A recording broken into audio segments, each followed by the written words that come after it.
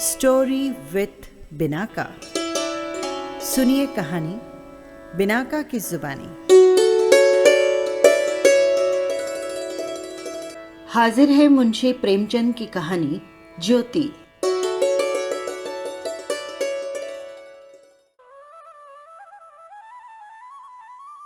विधवा हो जाने के बाद बूटी का स्वभाव बहुत कटु हो गया था। जब बहुत जी जलता तो अपने मृत पति को कोसती, आप तो सिधार गए और मेरे लिए छोड़ गए ये जंजाल। जब इतनी जल्दी जाना था तो ब्याह किया ही क्यों? घर में भूनी भांग नहीं और चले थे ब्याहने। वो चाहती तो दूसरी शादी कर लेती। अहीरों के इसका रिवाज है। देखने सुनने में वो बुरी न थी। दो एक आदमी तैयार भी थे, लेकिन बूटी पतिव्रता कहलाने का मोह न छोड़ सकी। और ये सारा क्रोध उतरता था बड़े लड़के मोहन पर, जो अब 16 साल का था। सोहन अभी छोटा था और मैना लड़की थी। ये दोनों अभी किसी लायक न थे। अगर ये तीनों न होते तो बूटी को क्यों इतना कष्ट होता? जिस किसी का थोड़ा काम कर देती वो उसे रोटी कपड़े दे देता। जब चाहती किसी के सिर बैठ जाती। अब अगर वो कहीं बैठ जाए तो लोग यही कहेंगे कि 3-3 बच्चों के होते हुए उसे ये क्या सूझी। मोहन भरकस उसका भार हल्का करने की चेष्टा करता। गायों भैंसों की सानी पानी, धोना मथना सब काम कर लेता, लेकिन बूटी का मुंह सीधा न होता। वो रोज एक न एक खुचड़ निकालती रहती। अब तो मोहन ने भी उसकी घुड़कियों की परवाह करना छोड़ दिया था। पति उसके सिर गृहस्थी का ये भार पटक कर क्यों चला गया, उसे यही गिला था। बेचारी का सर्वनाश ही कर दिया था। न खाने का सुख मिला, न पहनने ओढ़ने का, और न किसी और बात का। इस घर में क्या आई, मानो वो तो भट्टी में पड़ गई। उसकी वैधव्य साधना और अतृप्त भोग लालसा में सदैव द्वंद्व मचा रहता, और उसके जलन में उसके हृदय की सारी मृदुता जलकर भस्म हो गई। पति के पीछे और कुछ नहीं तो बूटी के पास 400-500 के गहने थे, लेकिन वे भी एक एक कर सब हाथ से निकल गए। उसी मोहल्ले में उसके बिरादरी की कितनी ही औरतें थी जो उससे बड़ी होने पर भी गहने घमकाकर, आंखों में काजल लगाकर, मांग में सिंदूर की मोटी रेखा डालकर मानो उसे जलाया करती। इसलिए अब यदि उनमें से कोई विधवा हो जाती तो बूटी को खुशी होती, और ये सारी जलन वो लड़कों पर निकालती, विशेषकर मोहन पर। वो शायद सारे संसार की स्त्रियों को अपने ही रूप में देखना चाहती थी। कुत्सा में उसे विशेष आनंद मिलता था। उसकी वंचित लालसा जल न पाकर ओस चाट लेने में ही संतुष्ट थी।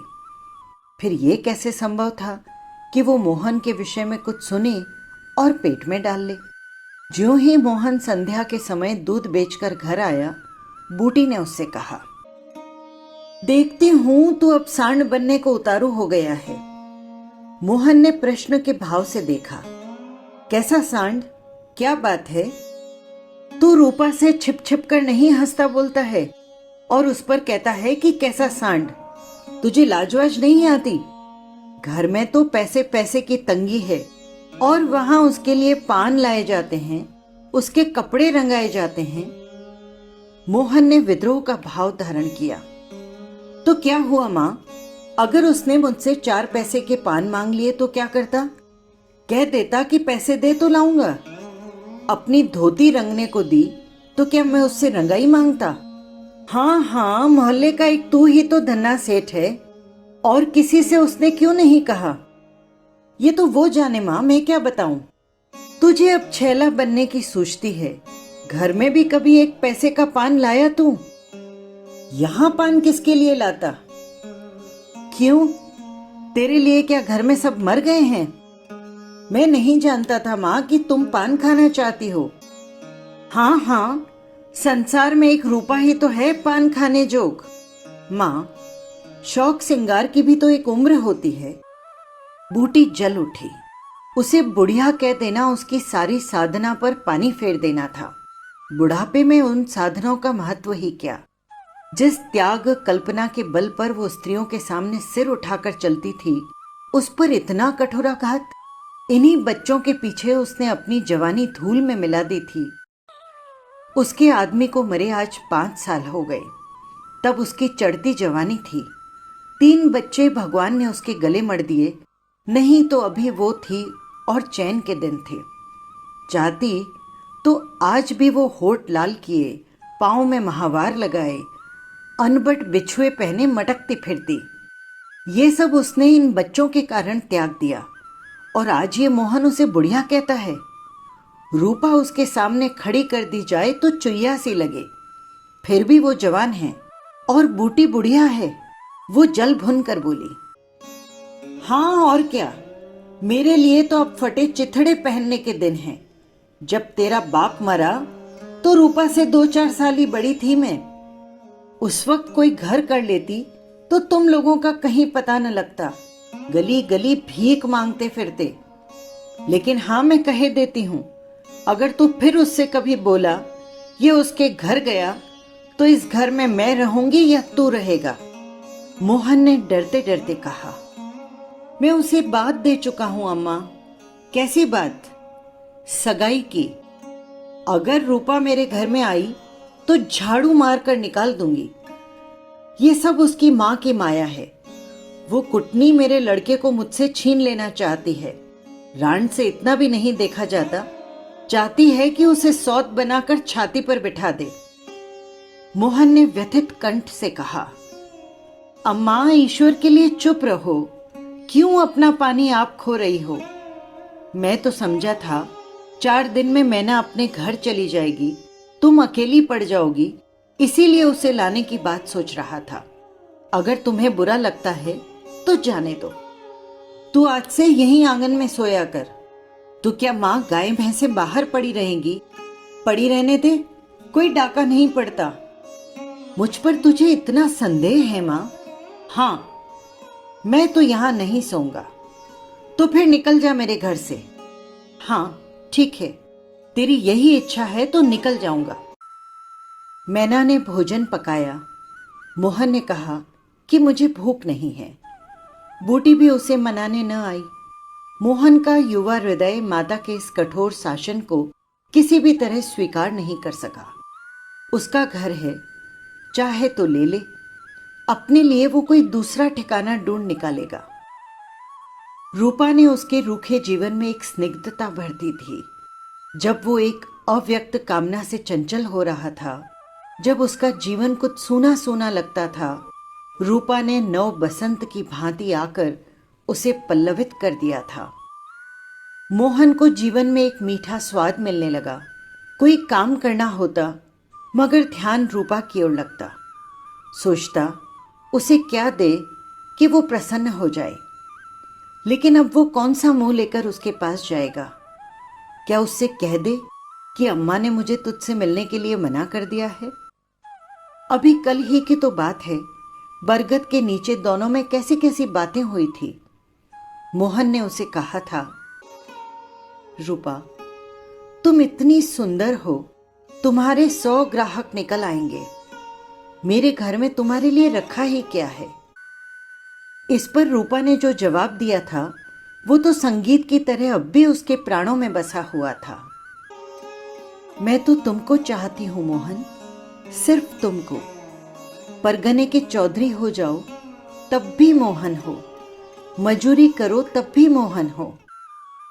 क्या उसी रूपा से आज वो जाकर ये कह दे कि अब मुझे तुमसे कोई सरोकार नहीं? नहीं नहीं, ये नहीं हो सकता। उसे घर की परवाह नहीं है। वो रूपा के साथ रहेगा, माँ से अलग। इस जगह न सही, किसी दूसरे मोहल्ले में सही। इस वक्त भी रूपा उसकी राह देख रही होगी। कैसे अच्छे बीड़े लगाती है। कहीं अम्मा को पता चल जाए कि वो रात को रूपा के द्वार पर गया था तो प्राण ही दे दे। दे दे भले प्राण। अपने भाग तो नहीं बखानती कि ऐसी देवी बहू मिल जाती है। न जाने क्यों वो रूपा से इतनी चिढ़ती है। वो जरा पान खा लेती है, जरा साड़ी रंग कर पहन लेती है, बस यही तो। तभी उसे चूड़ियों की झनकार सुनाई दी। रूपा आ रही है। हाँ वही है। रूपा उसके सिरहाने आकर बोली, सो गए क्या मोहन? घड़ी भर से तुम्हारी राह देख रही हूं, आई क्यों नहीं? मोहन नींद का नाटक किए पड़ा रहा। रूपा ने उसका सिर हिलाकर फिर से कहा, क्या सो गए मोहन? उन कोमल उंगलियों के स्पर्श में क्या सिद्धि थी कौन जाने। मोहन की सारी आत्मा उन्मत्त हो उठी। उसके प्राण मानो बाहर निकलकर रूपा के चरणों में समर्पित हो जाने के लिए उछल पड़े। देवी वरदान के लिए सामने खड़ी है। सारा विश्व जैसे नाच रहा है। उसे मालूम हुआ जैसे उसका शरीर लुप्त हो गया है। केवल वो एक मधुर स्वर की भांति विश्व की गोद में चिपटा हुआ उसके साथ नृत्य कर रहा है। तभी रूपा ने कहा, अभी से सो गए जी? हाँ, जरा नींद आ गई थी रूपा। तुम इस वक्त क्या करने आई हो? कहीं अम्मा देख ले तो मुझे मार ही डाले। पहले ये बताओ, तुम आज आए क्यों नहीं? आज मेरी अम्मा से लड़ाई हो गई थी। क्या कहती हैं वो? कहती हैं कि रूपा से बोला तो मैं प्राण दे दूंगी। तुमने पूछा नहीं कि वो रूपा से क्यों चिढ़ती है इतना? अब उसकी बात क्या कहूं रूपा, वो किसी का खाना पहनना नहीं देख सकती।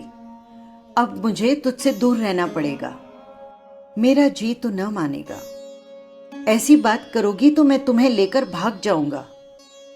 तुम मेरे पास एक बार रोज आ जाया करो, बस, और मैं कुछ नहीं चाहती। और जो अम्मा बिगड़ेगी उसका क्या? तो मैं समझ गई, तुम मुझसे प्यार नहीं करते। मेरा बस होता तो तुमको अपने प्राण में रख लेता। और इसी समय घर के किवाड़ खटके रूपा वहां से भाग गई। मोहन दूसरे दिन सोकर उठा तो उसके हृदय में आनंद का सागर भरा हुआ था। वो सोहन को रोज डांटा करता था। सोहन आलसी था। घर के काम धंधे में उसका जी न लगता था। मोहन को देखते ही वो साबुन छिपाकर भाग जाने का अवसर खोजने लगा। मोहन ने मुस्कुरा कर कहा, सोहन, धोती बहुत मैली हो गई है तुम्हारी, धोबी को क्यों नहीं देते? सोहन को इन शब्दों में स्नेह की गंध आई। धोबिन पैसे मांगती है भैया, तो पैसे अम्मा से क्यों नहीं मांग लेते? अम्मा कब से पैसे देने लगी? तो मुझसे ले ले। ये कहकर उसने एक इकन्नी उसकी ओर फेंक दी। सोहन प्रसन्न हो गया। भाई और माता दोनों उसे हरदम धिक्कारते थे। बहुत दिनों के बाद आज उसे स्नेह की मधुरता का स्वाद मिला।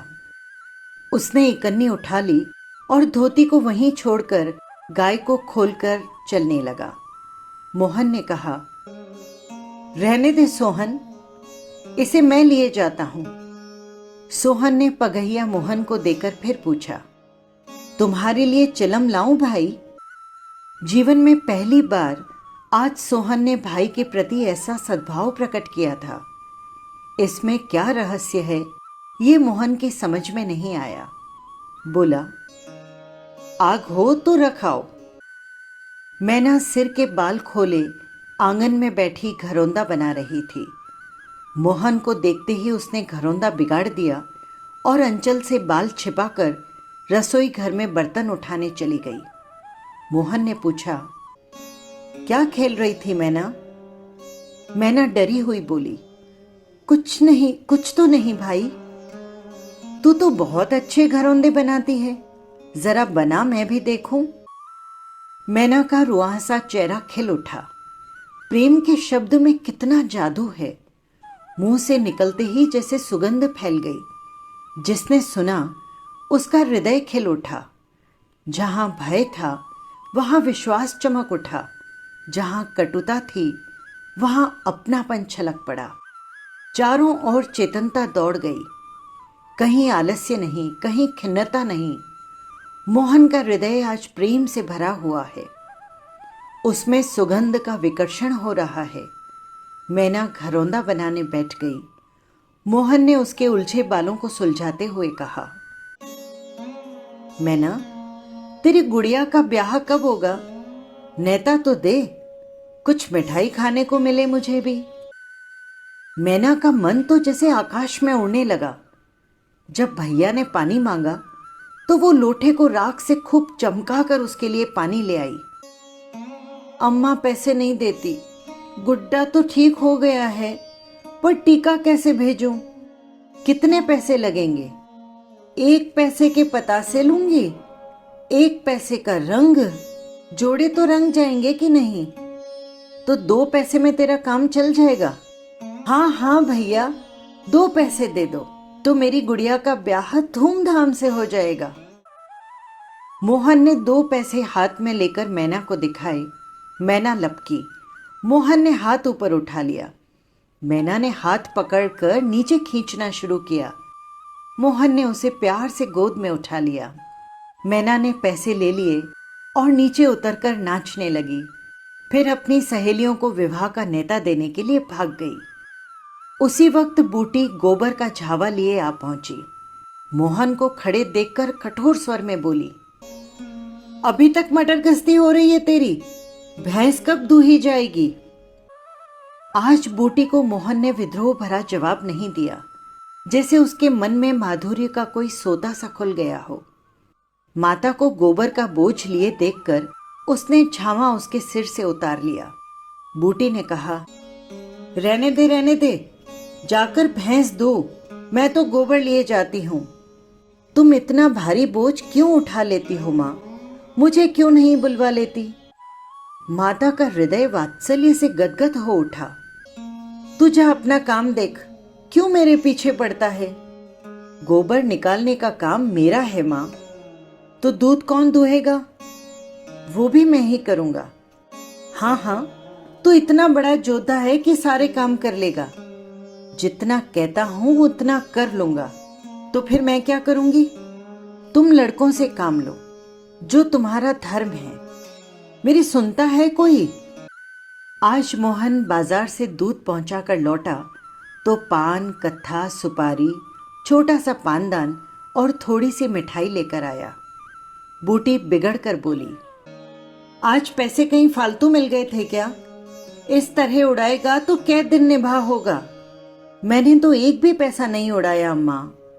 पहले मैं समझता था तुम पान खाती ही नहीं, तो क्या अब मैं पान खाऊंगी? हाँ और क्या, जिसके 2-2 जवान बेटे हों, क्या वो इतना शौक भी ना करे? बूटी के सूखे कठोर हृदय में कहीं से कुछ हरियाली निकल आई। एक नन्ही सी कोम्पल थी, उसके अंदर कितना रस था। उसने मैना और सोहन को एक एक मिठाई दे दी और एक मोहन को देने लगी। मिठाई तो भाई बहन के लिए लाया था अम्मा। तो तू क्या बूढ़ा हो गया है? क्यों? इन दोनों के सामने तो मैं बूढ़ा ही हूं ना माँ, लेकिन मेरे सामने तो अभी भी बच्चा है ना। ले मिठाई खा। मोहन ने मिठाई ले ली।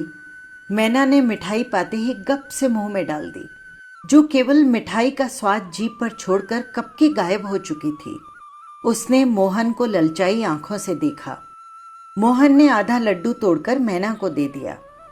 एक मिठाई दोने में बची थी। बूटी ने उसे मोहन की तरफ बढ़ाकर कहा, लाया भी तो इतनी सी मिठाई, ले ये ले।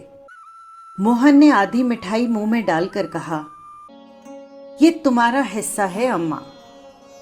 तुम्हें खाते देखकर मुझे जो आनंद मिलता है, उसमें जो मिठास है, उसका तो स्वाद ही अलग है। उसने आधी मिठाई सोहन, आधी मोहन को दी, फिर पानदान खोलकर देखने लगी। आज जीवन में पहली बार उसे ये सौभाग्य प्राप्त हुआ था। धन्य भाग कि पति के राज में जिस विभूति के लिए तरसती रही, वो आज लड़के के राज में मिली। पानदान में कई कुलियां हैं और देखो 2 छोटी छोटी चिमचियां भी है। ऊपर कड़ा लगा हुआ है, जहां चाहो लटका कर ले जाओ। ऊपर की तश्तरी में पान रखे जाएंगे। जो ही मोहन वहां से बाहर गया, उसने पानदान को मांझ धोकर उसमें चूना कत्था भरा, सुपारी काटी, पान को भिगोकर तश्तरी में रखा, तब एक बीड़ा लगाकर खाया। उस बीड़े के रस ने जैसे उसके वैधव्य की कटुता को स्निग्ध कर दिया। मन की प्रसन्नता व्यवहार की उदारता बन जाती है। अब वो घर में नहीं बैठ सकती। उसका मन इतना गहरा नहीं कि इतनी बड़ी विभूति उसमें जाकर गुम हो जाए। एक पुराना आईना पड़ा हुआ था। उसने उसमें अपना मुंह देखा। होठों पर लाली है। मुंह लाल करने के लिए उसने थोड़े ही पान खाया है। इतनी देर में धनिया वहां आ गई और उसने कहा, काकी, तनिक रस्सी दे दो ना, मेरी रस्सी टूट गई है। कल बूटी ने साफ कह दिया होता कि मेरी रस्सी गांव भर के लिए नहीं है, रस्सी टूट गई है तो नई बनवा लो। लेकिन आज उसने धनिया को रस्सी निकालकर प्रसन्न मुख से दे दी और सद्भाव से पूछा, तेरे बेटे की दस्त बंद हुई कि नहीं धनिया? धनिया ने उदास मन से कहा, नहीं काकी, आज तो दिन भर दस्त आए हैं, जाने दांत आ रहे हैं या क्या। पानी भर कर ले आ जरा तू, फिर मैं देखती हूँ कि दांत ही आ रहे हैं या कुछ और फसाद है, किसी की नजर वजर तो नहीं लग गई। अब क्या जाने काकी, कौन जाने किसकी आंख फूटी हो। अरे चंचल बच्चों को नजर का बड़ा डर रहता है। जिसने चुमका कर बुलाया झट उसकी गोद में चला जाता है, ऐसे हंसता है कि तुमसे क्या कहूं। अरे कभी कभी माँ की नजर भी लग जाया करती है। अरे काकी, भला कोई अपने लड़के को नजर लगाएगा क्या? यही तो तू समझती नहीं है, नजर आप ही लग जाती है। धनिया पानी लेकर आई तो बूटी उसके साथ बच्चे को देखने चली गई। तू अकेली है धनिया? आजकल घर के काम धंधे में बड़ा अंडस हो जाता है। नहीं काकी, रूपा आ जाती है, घर का कुछ काम कर देती है, नहीं तो अकेले में मर ही जाती। बूटी को आश्चर्य हुआ। रूपा को उसने केवल तितली समझ रखा था। रूपा? हाँ काकी, बड़ी सीधी सादी लड़की है, झाड़ू लगा देती है, चौका बर्तन कर देती है, बच्चे को संभाल लेती है। मुश्किल समय में कौन किसी की बात पूछता है काकी? पर उसे तो अपनी मिस्सी काजल से ही छुट्टी ना मिलती होगी। ये तो अपनी अपनी रुचि है काकी। मुझे तो इस मिस्सी काजल वाली ने जितना सहारा दिया उतना किसी भक्तिन ने भी न दिया। बेचारी रात भर जागती रही, मैंने कुछ दे तो नहीं दिया उसको। हाँ, जब तक जीऊंगी उसके जस गाऊंगी। तू उसके गुण अभी नहीं जानती धनिया। पान के लिए पैसे कहाँ से आते हैं, किनारदार साड़ियां कहाँ से आती है। मैं इन बातों में नहीं पड़ती काकी। फिर शौक सिंगार करने को किसका जी नहीं चाहता। खाने पहनने की तो यही उम्र है। धनिया ने बच्चे को खटोले में सुला दिया। बूटी ने बच्चे के सिर पर हाथ रखा, पेट में धीरे धीरे उंगलियां गाड़ कर देखा, नाभि पर हींग का लेप करने को कहा। रूपा बेनिया लाकर उसे छलने लगी। बूटी ने कहा, ला बेनिया मुझे दे दे, मैं डुला दूंगी तो कोई छोटी ना हो जाऊंगी। तू दिन भर यहाँ काम धंधा करती है, थक गई होगी। तुम तो इतनी भली मानस हो, और लोग यहाँ कहते थे कि तुम बिना गाली के बात नहीं करती। मारे डर के मैं कभी तुम्हारे पास नहीं आई। बूटी मुस्कुराई। लोग झूठ तो नहीं कहते। ये सुनकर रूपा बोली, लेकिन मैं तो आंखों देखी मानूं कि कानों सुनी। दूसरी लड़की होती तो मेरी ओर से मुंह फेर लेती, मुझे जलाती, मुझे ऐंठती। इसे तो जैसे मालूम ही ना हो सकता है कि मोहन ने इससे कुछ कहा न हो। हाँ, यही बात लगती है। आज रूपा बूटी को बड़ी सुंदर लगी। ठीक तो है, अभी शौक सिंगार न करेगी तो कब करेगी। शौक सिंगार तो वहां बुरा लगता है जहां आदमी भोग विलास में मस्त रहते हैं। किसी के घर में आग लग जाए तो भी उनसे मतलब नहीं। उनका काम तो खाली दूसरों को रिझाना होता है। जैसे कि अपने रूप की दुकान सजाए राह चलतों को बुलाती हो कि जरा इस दुकान की सैर करते जाइए। रूपा की तरह ऐसे उपकारी प्राणियों का श्रृंगार बुरा नहीं लगता, नहीं बल्कि और अच्छा लगता है। इससे मालूम होता है कि रूपा का रूप जितना सुंदर है उतना ही उसका मन भी सुंदर है। फिर कौन नहीं चाहता कि लोग उसके रूप की बखान करें। किसे दूसरों की आंख में छुप जाने की लालसा नहीं होती। बूटी का यौवन कब का विदा हो चुका था, फिर भी ये लालसा उसे बनी हुई है। कोई उसे रस भरी आंखों से देख लेता है तो उसका मन कितना प्रसन्न हो जाता है। जमीन पर पांव नहीं पड़ते। फिर रूपा तो अभी जवान है। उस दिन से प्रायः रूपा 2-1 बार नित्य बूटी के घर आती। बूटी ने मोहन से आग्रह करके उसके लिए अच्छी सी साड़ी मंगवा दी। अगर रूपा कभी बिना काजल लगाए या बेरंगी साड़ी पहने आ जाती तो बूटी कहती, बहू बेटियों को ये जोगिया भेस अच्छा नहीं लगता, ये भेस तो हम जैसी बूढ़ियों के लिए है। रूपा ने एक दिन कहा, तुम बूढ़ी काहे से हो गई हो अम्मा? लोगों को इशारा मिल जाए तो भौरे की तरह तुम्हारे द्वार पर धरना देने लगे। बूटी ने मीठे तिरस्कार से कहा, चल मैं तेरी माँ की सौत बनकर बैठ जाऊंगी। मेरी अम्मा तो बूढ़ी हो गई, तो क्या तेरे दादा अभी जवान बैठे हैं? हाँ, ऐसा ही समझ लो, बड़ी अच्छी मिट्टी है उनकी। बूटी ने उसकी ओर रस भरी आंखों से देखकर पूछा, अच्छा बता रूपा, मोहन से तेरा ब्याह करा दूं? रूपा लजा गई, मुख पर गुलाब की आभा दौड़ गई। आज मोहन दूध बेचकर लौटा तो बूटी ने उससे कहा, मोहन कुछ रुपए पैसे जुटा, मैं रूपा से तेरे ब्याह की बातचीत कर रही हूं।